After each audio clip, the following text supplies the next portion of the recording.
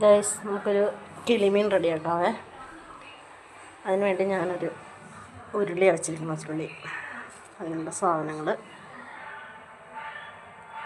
ഈ ഉള്ളി, ഇഞ്ചി, വെളുത്തുള്ളി, 2 പച്ചമുളക്, വേപ്പില, പുളി, സാധനങ്ങൾ എടുത്തിരിക്കാം. റെഡിയാക്കാം.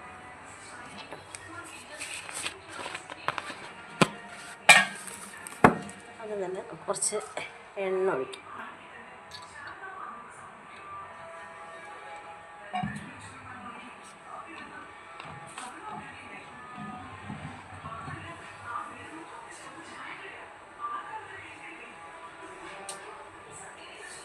എണ്ണ ചൂടായി വരുമ്പോൾ കുറച്ച് കടുക്.